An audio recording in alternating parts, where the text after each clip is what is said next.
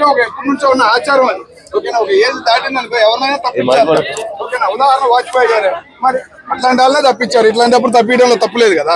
మోడీ గారు యూపీలో ఇప్పుడు రెడీగా ఆయన యోగి గారు ఉన్నారు, ఇంకా ఉన్నారు 4-5. లేదా పవన్ కళ్యాణ్ గారు కూడా ట్రై చేయొచ్చు. ఏముంది దానికి, ట్రై చేసినా చేయొచ్చు, దానిలో తప్పులేదు. అదంతా అనుకోవటం రాంగ్ అన్నా. ఓకేనా, 2 సంవత్సరాల నుంచి 10 సంవత్సరాల నుంచి పవన్ కళ్యాణ్ చూసావు కదా నువ్వు.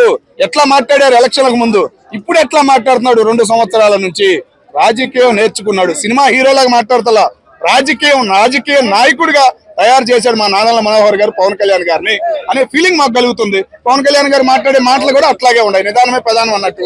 ఎట్లా వార్నింగ్ ఇవ్వాలి, ఆ వార్నింగ్ డైలాగులు సినిమాల్లో పెట్టుకుంటే ఇంకా హ్యాపీగా ఫీల్ అవుతుంది. పవన్ కళ్యాణ్ ఏమంటున్నారంటే నేను కూటమితోటే ఉంటాను ఇంకొక 15 సంవత్సరాలు అని చెప్పేసి. ఎవరు ఉంటారు ఇప్పుడు చంద్రబాబు నాయుడు గారు ఎప్పుడో పీఎం కావాల్సిన వాళ్ళు. లోకేష్ బాబు కోసం ఆయన ముఖ్యమంత్రిగానే ఉండిపోయాడు.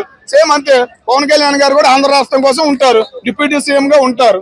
ఇంకా 10 ఏళ్ళు కాదు 15 ఏళ్ళైనా ఉంటారు. అటు సినిమాలు తీస్తారు, ఇటు రాజకీయంలో ఉంటారు. ప్రజాసేవ గురించి, ప్రజాసేవ ఎలా చేయాలి నేర్చుకునే నాయకత్వంలో కూటమి ప్రభుత్వంలో పవన్ కళ్యాణ్ గారు ఉండారు. అంటే కొంతమంది ఏమంటున్నారంటే రాజకీయం చేయట్లేదు, మొత్తం సినిమాలో తీస్తూనే ఉన్నాడు ఎమ్మడెమ్మడా అని చెప్పేసి. ఎవరన్నారు ఇట్లాంటి మాట్లాడే వాళ్ళకే మన పిఠాపురం వెళ్ళలేదు. జనం ఎట్లా స్పందించారు.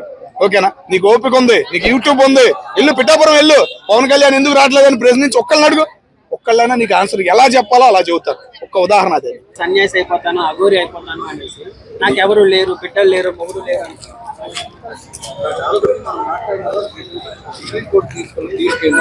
ఒక వైరస్ దాని వల్ల పాకుతుంది, కుక్కల వల్ల ఎఫెక్ట్ అవుతుంది, దాని వల్ల చర్యలు తీసుకోవాలని చెప్పేసి ఒక లాయర్ వేసిన దానికి ఎమ్మటగా స్పందించింది. కేసులు పెండింగ్ పెడతారు సుప్రీంకోర్టు నెంబర్ 1. ఓకేనా, ఇప్పుడు కొద్దిగా మారిందనే ఆనందం మాకు అనిపించింది.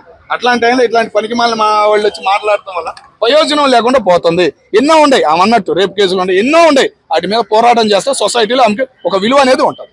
అంటే 5 కుక్కలు చేసిన తప్పుకి 100 కుక్కలు చంపడం తప్పు అనేసి అంటున్నారు వాళ్ళు. అన్న, వైరస్ అనేది ఎట్లా ఉండేది అన్న, కరోనా వచ్చింది, ఎంతమంది చనిపోయారు. ఒక్కరికే వచ్చింది కరోనా, చైనా వాడికి ఒక్కడికి వచ్చింది. భారతదేశం బాకింది, ప్రపంచ దేశాలు మొత్తం బాకింది. చైనా వాళ్ళలోనే కంట్రోల్ చేసినట్టయితే మొత్తం బాకేదేనా?